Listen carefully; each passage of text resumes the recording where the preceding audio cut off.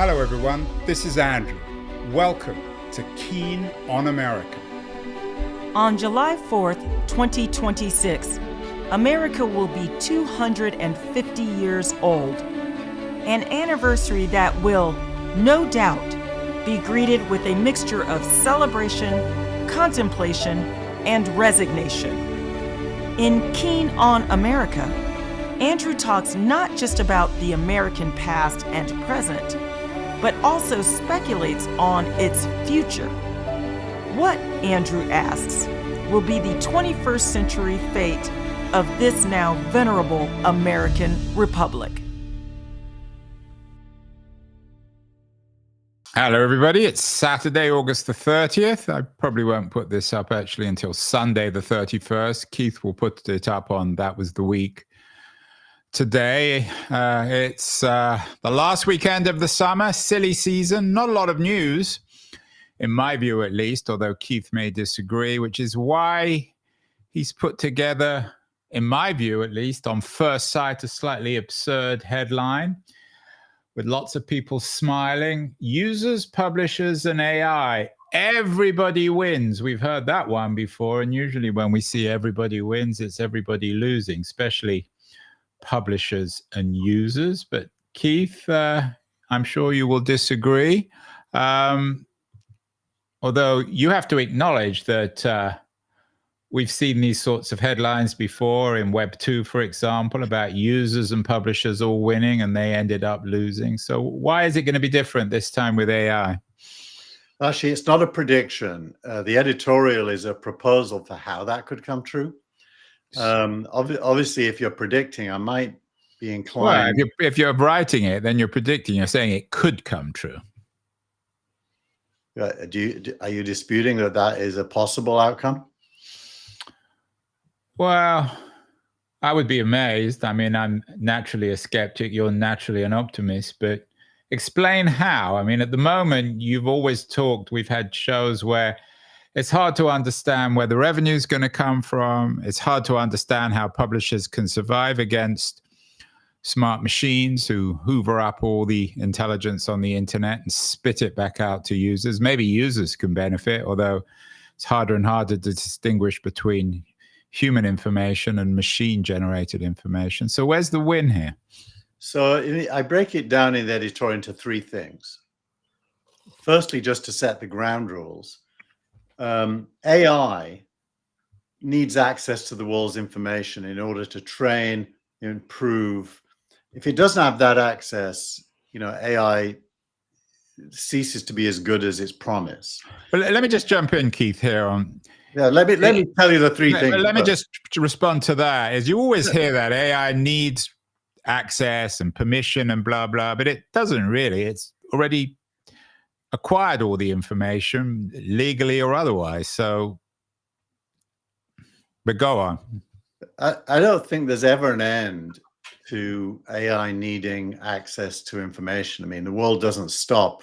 History goes on. It has to be real time and up to date. And it won't be AI unless it's better than any human. And humans obviously can read today's news. So AI needs to be able to do that as well. The second thing is publishers need a sustainable way to monetize their work. And they do that by subscriptions, sponsorships, advertising, or various kinds of direct payments. And the third thing is users want reliable discovery and knowledge. So if you think about it. Well, I'm not sure most users want I mean, given the echo chamber nature of our current culture, I'm not sure they want stuff that they think is reliable. Often it isn't, but go on. I think if you put your brain into make yourself responsible for architecting a future you would like to live in, these three things are part of that. Whether you think they'll happen or not, that all three parties have needs. Now, and let's just remind ourselves, those three parties are users, publishers, and AI. Although AI, are we talking about OpenAI? Are we talking about Google? Or are we just talking about some technology called AI? it's a technology called AI, and they all are players in it. So they all need this.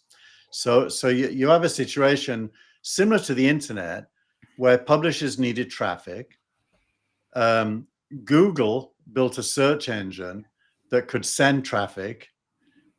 For Google to get paid, it had to have links that were monetizable, and users needed to be able to use Google and find it effective. It's not that different. It's just that the traffic is moving from a search engine into AI.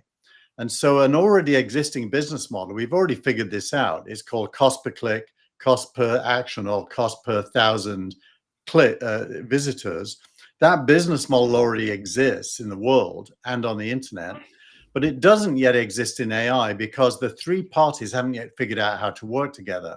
And this week, that blew up into a massive debate between Gary Tan of Y Combinator, Martin Casado of Andreessen, around a bit of a kind of obtuse subject, which is whether AI agents should declare their identity when they're crawling websites. Okay, so I want to come to that because that's the core piece of news of the week.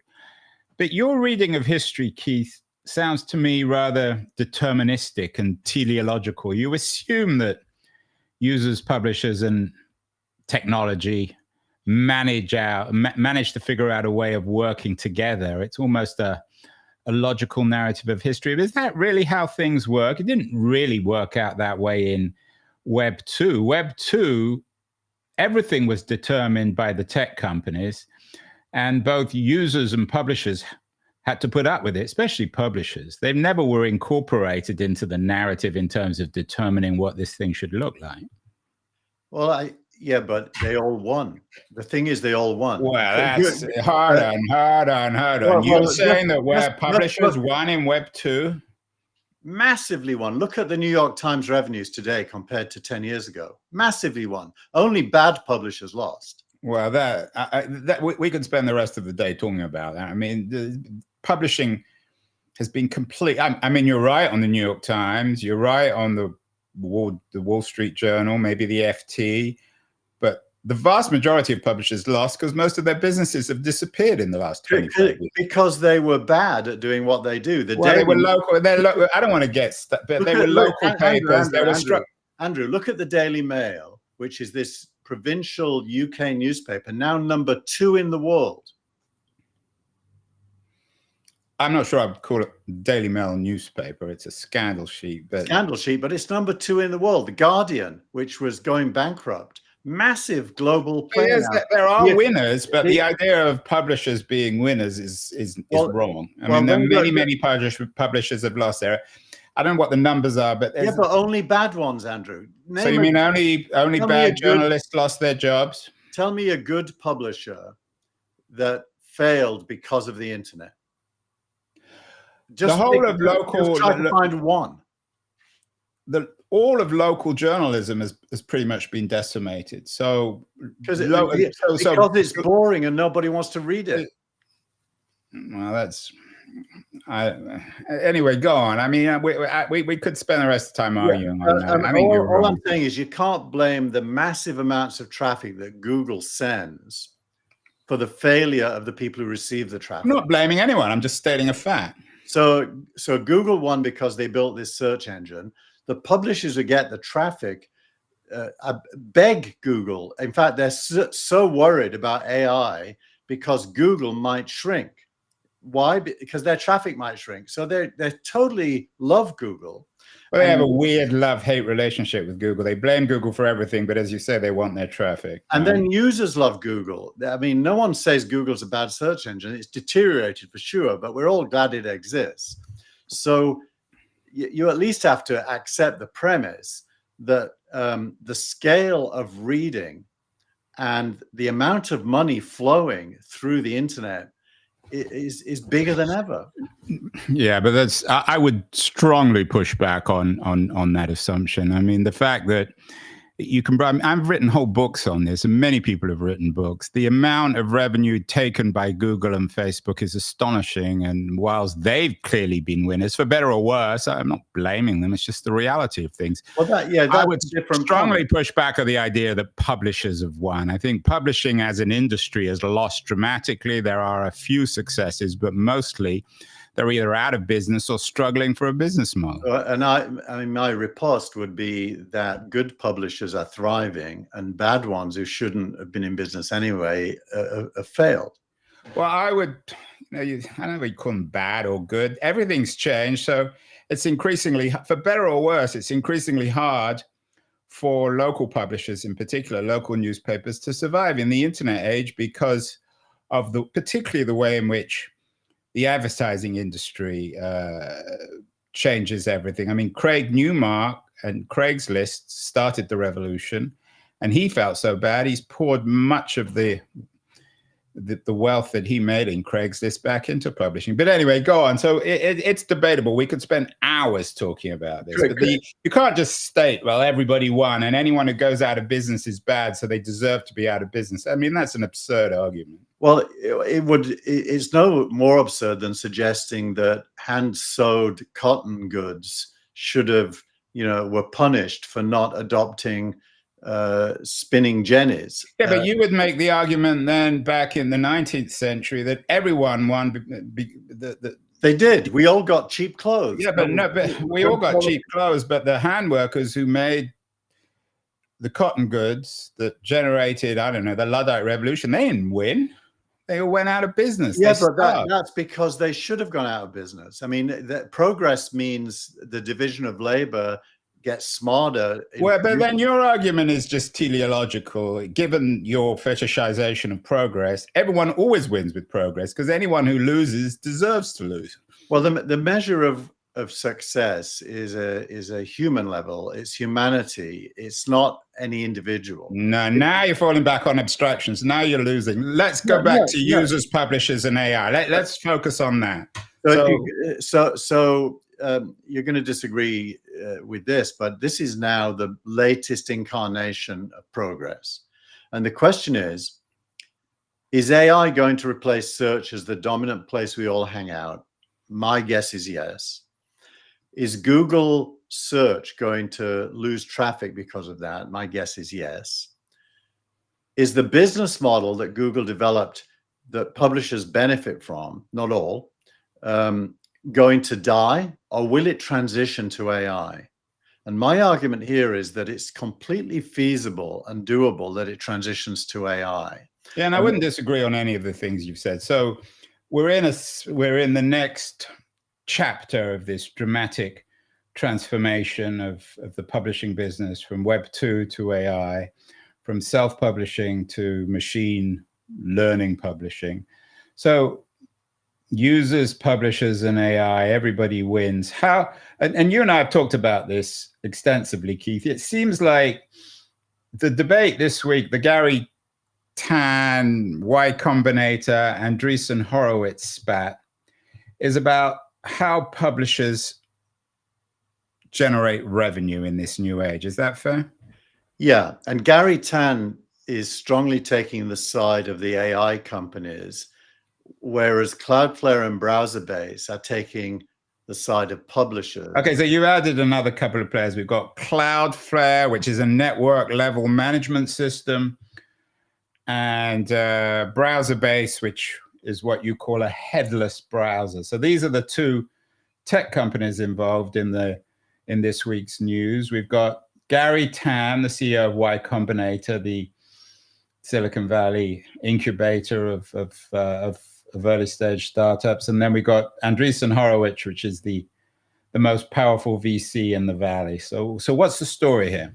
So the sequence of events is number one, Cloudflare and Browserbase announced a partnership for supporting a technology which will require an AI agent or a web bot, if you will, to carry with it a certificate indicating who its owner is.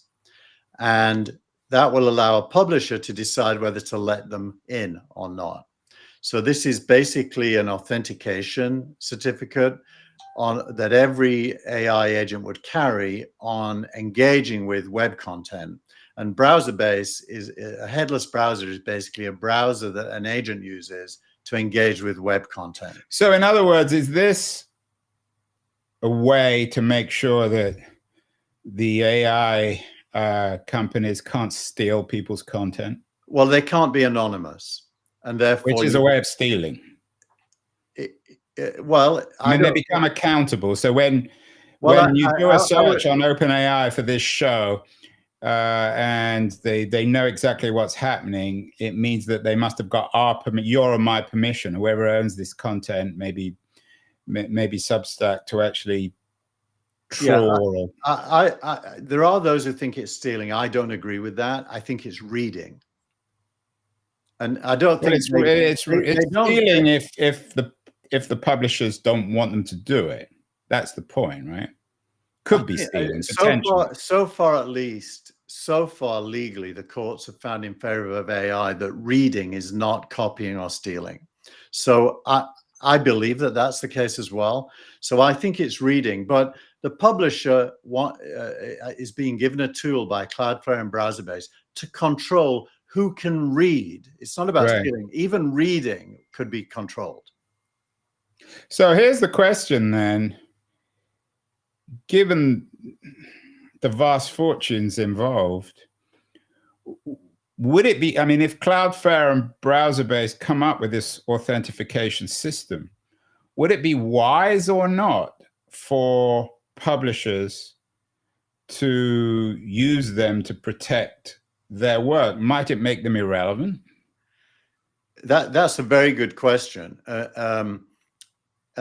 I'll come back to it in a second. Let's just now state that the second thing that happened is that Gary Tan from Y Combinator then called Cloudflare and browser-based an axis of evil. Where have we heard that before? And basically, in defense of AI, said that this pact was evil because it would constrain AI's ability to read. Calling it an axis of evil. Did he have two X's in it? Only one. I mean, anyone who's called Gary Tan and spells their name with two R's, I think, is automatically suspect. And calling it what did he call it? I mean, this is this sort of provincial, Silicon Valley provincialism. I mean, it's such an absurd thing. And then the third thing that happened is Martin Casado from Andreessen Horowitz came in and said he thinks that agents carrying identity is a perfectly reasonable piece of infrastructure that seems like common sense. So he's agreeing with what Cloudflare and browser-based are doing. And he doesn't think it's threatening to AI. And is there self-interest there? Or Andreessen Horowitz investing in Cloudflare or browser-based? I don't believe so, but there's big investors in AI, of course. So I think he's just being sanguine and realistic. So this axis of evil comment from Tan, is it sort of extreme? Has he been reading too much Ayn Rand? Is it just sort of childish libertarianism that no one should be able to control anything or anyone? Look, I think if one wants to get into the fight, there's a very strong legal base for Gary Tan being right, even if you disagree with him. And lots of people disagree with him, by the way, but lots of other people agree with him. It's a very, very divided set of opinions. So he made I mean, coming back to Tan, Keith, it's a moral argument rather than an economic one, this axis of evil. He didn't say it was against the market. He didn't say it was against someone else's interests. He was saying an axis of evil. He's using this vague moralistic language. Is that because he didn't really have much of an His argument is that we all benefit from innovation, and this will provide friction to innovation, and that so it's rather like you, says everyone wins from progress, even people who lose. So my point of view gets developed after that, and that comes back to your question. Just remind me what your question is again. That I said. So my question is: would it be in the interest of a publisher to actually throw their, so to speak, their hat into the browser-based Cloudflare camp by having their data somehow tagged so that no AI can essentially, you don't like this word, but I'll still use it, steal it. What I think is that publishers need traffic. That's the bottom line. And if AI is going to be where all the traffic goes, publishers ultimately need to make a business relationship to the AI companies. I would disagree. I don't think publishers need traffic. I think publishers need revenue. And you and I have a show, for example, where neither of us have made much of an effort because we're both lazy, but we could probably sell sponsorship on this to some tech company. And I don't think they care that much about the traffic. They care about the few thousand Silicon Valley influencers who enjoy our spats, but traffic doesn't really matter. We're not claiming to be, we're not on Instagram or Let me rephrase rephrase what you just said. I think you're arguing against yourself. You're right. Publishers want revenue. And that takes on, there's only three real ways they get revenue. They either get it from advertising or from sponsorships or from subscriptions. And right. All of those are driven by traffic. So there's a correlation between traffic and revenue, clearly. Well, no, but let me just come in here because there's a huge difference between advertising and sponsorship.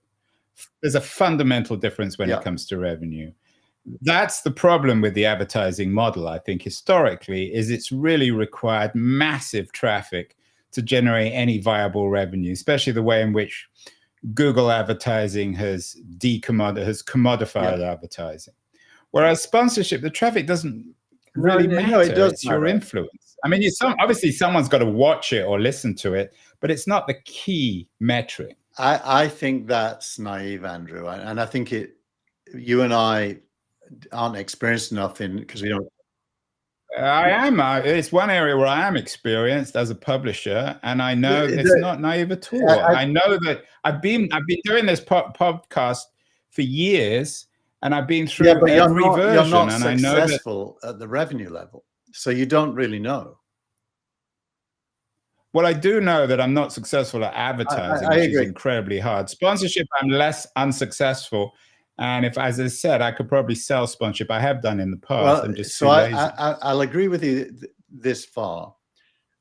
The dollars per thousand subscribers from sponsorship is way higher than the dollars per thousand views for advertising. And yes, sponsorship is a viable business model for people like you and me. I'll agree to that completely. But I also think it isn't true to say the sponsor doesn't care about traffic. The sponsor does care that their money is spent to help influence your readers or listeners. Yeah, I mean, that goes with, I mean, that's obvious. That goes with it. But it's not the first question they probably will ask. They're much more curious. If we were selling sponsorship on this show, they're much more curious as to whether Gary Tan or someone from Andreessen Horowitz is watching or listening than whether we've got 10,000 viewers on Substack. That's clearly true. There's a correlation between the quality of your subscribers and the amount you can charge a sponsor for, getting access to them.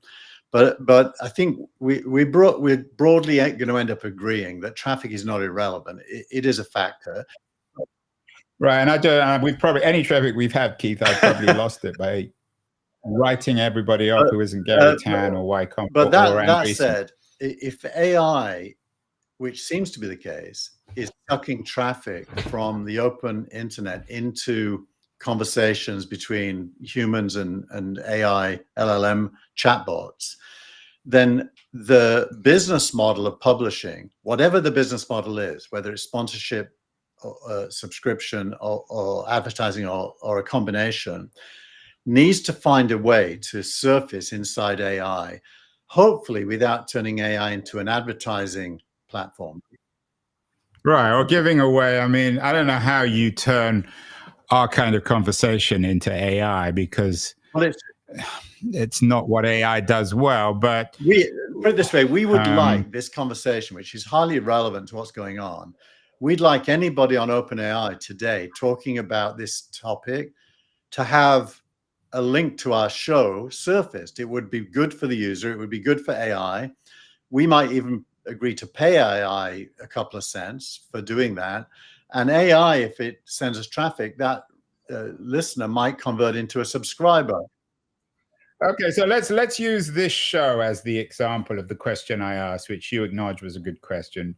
Should we, let's say this Cloudflare browser base, what Tan called this axis of evil emerges, and we have the option of building a kind of walled garden around this content. Would we want to be in their network? I think the answer is yes, if they agree to surface links.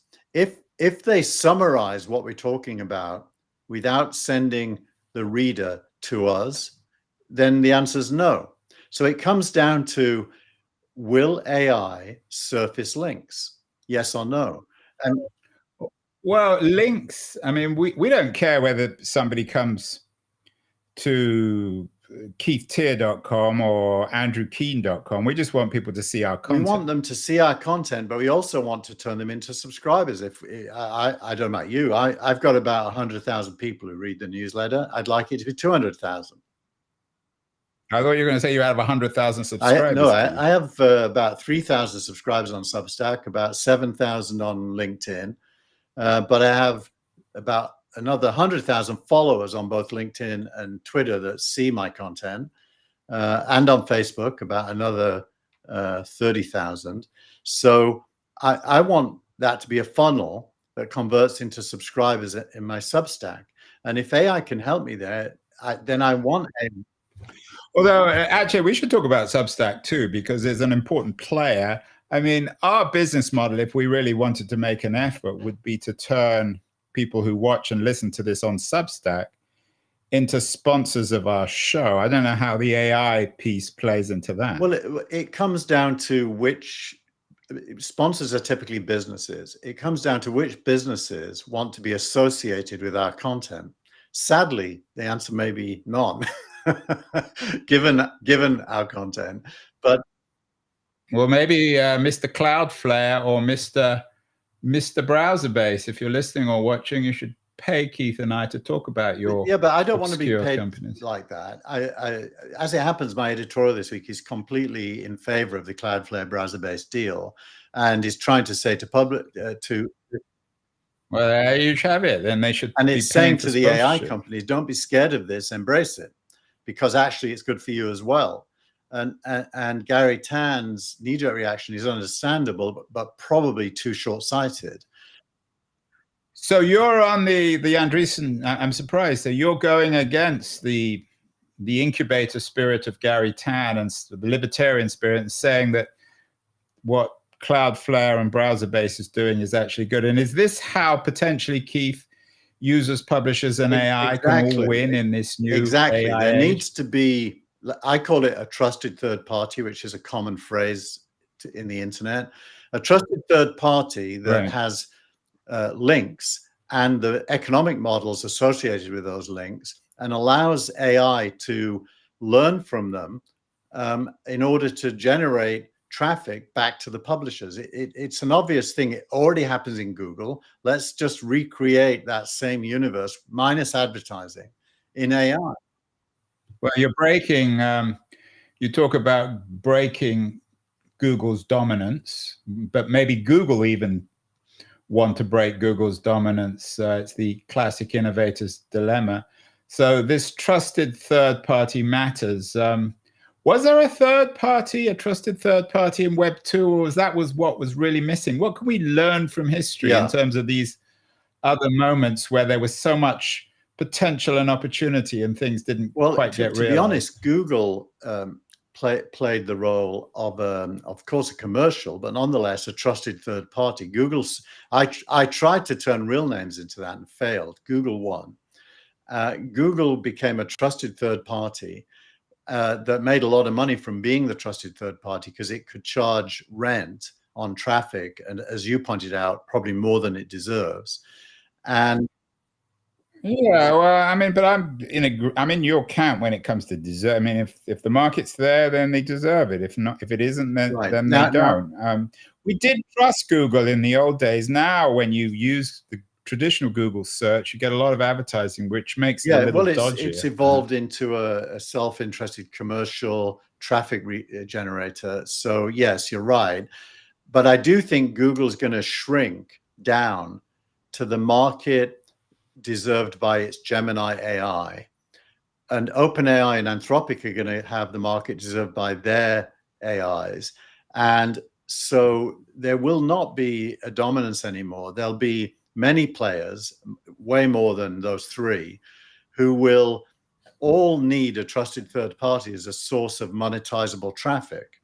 And yeah, I agree. Although the markets might not agree. I mean, Google stock is up dramatically in the last 6 months since this has become more self-evident. Maybe it's because they're reinventing itself. So you use this phrase, Keith, in your editorial, which made me automatically suspicious as a natural skeptic. You talk about something called a virtuous circle.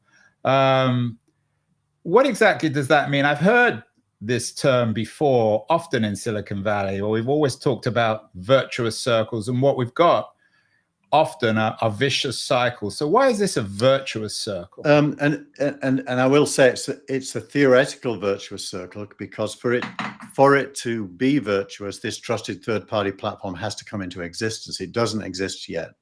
But the virtuous circle is that publishers allow AI to learn on the content, possibly by charging them as well. In some cases, the content and learning will be valuable enough that the AIs will pay. Secondly, that AIs, having learned, surface content from those publishers with attribution that can be clicked on.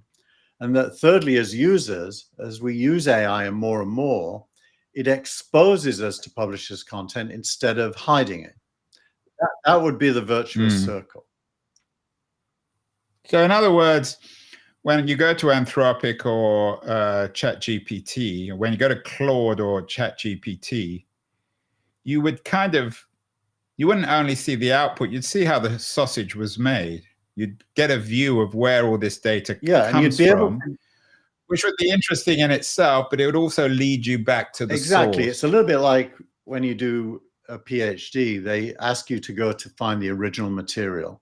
You can read books about topics, but when you're writing a PhD, you have to go to the original source material. Well, AI will probably want to do the same. It'll want the original source material. And that means the web will not die. It may be buried inside AI conversations, but by providing attribution and links, it's accessible and lives on. And so the business models of publishers get to continue. Although I don't know how that would work. I mean, most data is so complicated. It has so many manifold origins in so many different ways that it would be the kiss of death for AI if every time you went into it, it was like reading someone's PhD dissertation. You don't want, who wants that? People just want fast information, quick, easy, cheap, ideally free. Yeah, I think buried inside that objection, there's a technical issue. And that technical issue is all about relevance, which is an everlasting issue in the internet. You know, if the user is looking to buy a specific thing, it's easy because there's SKUs, which is the unique code for a product, and there's many merchants selling it, and the AI can probably know them and can tell you what the price is and whether it's in stock and stuff like that. So some information, like things you're going to buy, like newsletters, for example, they all have unique names. Some of them are easy. Other things like topic-specific general stuff is harder because there may be multiple sources, and you've got to have some kind of a ranking algorithm like Google has that suggests which is authoritative or the more. Yeah, I mean, I think this will be this virtuous cycle. I mean, it sounds interesting, but it sounds like the kind of thing that Jimmy Wales might fantasize about. You and I might fantasize about it, but most people just don't care. Most people aren't interested. And I just don't see. Well, that's why you need a builder to build it. And I mean, to be self-obsessed a little bit here, it's been my whole career to build things like this. I've always built trusted third parties with real names or Edgeo, and this is an area of passion for me. But I certainly know I can go and build this. And no, there is some self-interest here. Let's rephrase Keith's headline: users, publishers, and AI. Everyone wins if we trust Keith. Is that fair? Well, if I was to build it, that would be true. But I think a trusted Keith is he is the knight on the white horse. He's coming along By to the way, save everybody. Both users, publishers, well, not users, publishers, and AI. Everyone's going to be saved by Keith, because everyone will win if we put the internet in his hands. It's an interesting segue to Doc Sills, who I'm sure you know, last week responded to our newsletter and wrote a piece about AI and hotels, where he's been writing for quite a long time about something he calls personal AI. And he made the point that he thought at first that our newsletter last week was reinforcing his claims, and then he read it. Our newsletter? I mean, it's your newsletter. Yeah. We do a video together. Well, it's really and yours. he read it, and then he realized, no, he's talking about a new centralized infrastructure. And that is true, I am. And just as Google was able to be a trusted third party with a centralized search engine, I do think this era will lead to some kind of centralized infrastructure serving all the different parties. Yeah, I would push back, and this may be a conversation for a later time, because we're moving on here. But I would push back in two ways. Firstly, there's nothing inevitable about publishers. And secondly, I'm not sure anyone cares about trust anymore. I think it's an overused word. And I don't think anything needs to be verified. For example, everyone believes the US president at the moment, or half of America believes everything that comes out of his mouth. Half don't. And they do that intuitively, whatever he's talking about. So I'm not sure there's any connection these days between trust and information. We're entering a truly new age, maybe a postmodern age, where the idea of objectivity and truth and facts are being transformed into something else. I'm not welcoming that. I'm not celebrating it, but I think it's a reality. As a builder, I think of it that this is a once-in-a-generation chance to get rid of the advertising-plagued internet that we've built since the 1990s and replace it with a knowledge-based internet that surfaces links to publishers where relevant. And money still flows, but advertising kind of goes away in those. Yeah, I'm not sure that the people at WPP or publicists or the millions of people employed by the advertising industry would be pleased to hear this, but we will come back to that, Keith. We need to move on. In terms of your faith in AI, my interview of the week is with someone who has no faith in it, particularly OpenAI and Sam Altman. Gary Marcus was on the show. I headlined it. Why even Sam Altman wants to be Gary Marcus, from son of Sam to son of Gary, in a single ChatGPT release. Gary, and I'm sure you're going to disagree with him on this, Keith, Gary was very dismissive of ChatGPT 5. He sees it as a disaster. Is he wrong? He's completely wrong, whilst also being right. It's a funny thing with Gary. What is he right about? He's right that LLMs are not the final solution for general intelligence. He's right about that. He's completely wrong to not credit progress in how good LLMs are. They're really, really good at what they do. And to be honest, GPT-5 is the best so far. Yeah, I mean, I agree. I think what Gary does, it's a good trick. You kind of do it also, is he just assumes that he builds everything off AGI. So if it's not AGI, it's bad. And he claims that Sam Altman has always talked about AGI. Maybe he has, but it doesn't seem to be the core thesis, or that it's not. Sam Altman is not a teleological businessman. I think he thinks that ChatGPT can be fine even if it doesn't reach AGI. So Gary creates this impossible promise of AGI and then says, well, if you can't get there, then you failed. Yeah. And I'm not sure that's right. Yeah, exactly. He might say the same about a Tesla car, that it doesn't go 500 miles, therefore scrap it. Well, 400 miles is pretty good. And I find him frustrating because I think he's clever enough. I think he's quite politicized because I imagine. Yeah, well, he has a huge following. I mean, you said you have 4,000 followers on Substack. He's got over 100,000. He's a big deal. People want to hear what he has to say. I mean, maybe the message, that message always needs a messenger, and Gary's become the messenger. He has, and he's playing the role, but it feels disingenuous. He even looks the role. He looks increasingly disheveled. He looks as if he hasn't had any sleep for about 2 years. I always think he's ill because he has this cough that he does, and it's been there for more than a year now. So I'm thinking, is he okay? But you have to admit that you and he do have something in common, this sort of teleology of his is AGI, yours is progress. So everything is justified. His is the reverse of yours. Nothing is justified. I don't think progress is owned by me as a teleological idea. I think progress is an ever-present. I never said it was owned by you. I'm saying you're an example of that. Well, is there any other? Well, let me rephrase the question, and we always argue on this one.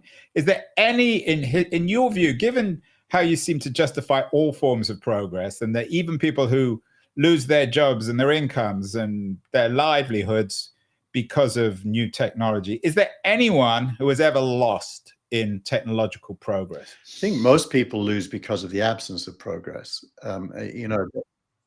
No, you're not answering my question. You've reversed it. Is anyone ever lost? Or is your argument that since there's this thing called progress that drives all of world history, we're all inevitably and unavoidably winners? What you're doing is you're eternalizing the present.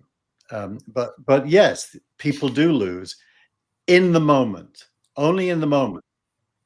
Oh, I got you to admit in the moment. So that may be my quote. People, Keith Tier, people do lose. Those who lose in the moment, society and humanity are winning.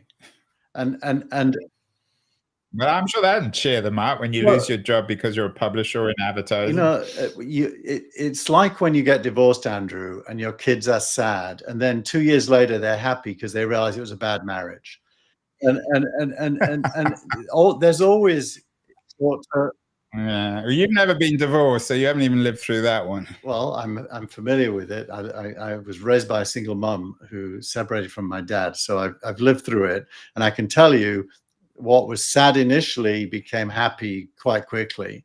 And so you've got to look at history not in the frozen moment, but you've got to look at progress is a measure of gain over time, and I define it by human freedom. That is to say, separation from necessity. Okay, enough of this. Let's move on very briefly. We've got a couple of minutes left. Your startup of the week.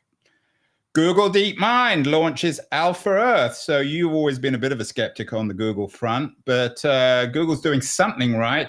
What's DeepMind up to? Actually, I think Google's doing a lot right, given that it could possibly lose its nest egg in search, or at least shrink.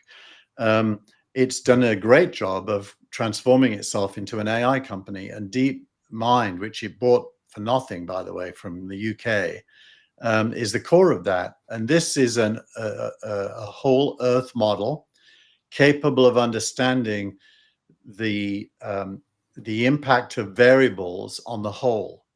And so you can model climate as a function of other variables, for example, like chopping down forests would be one.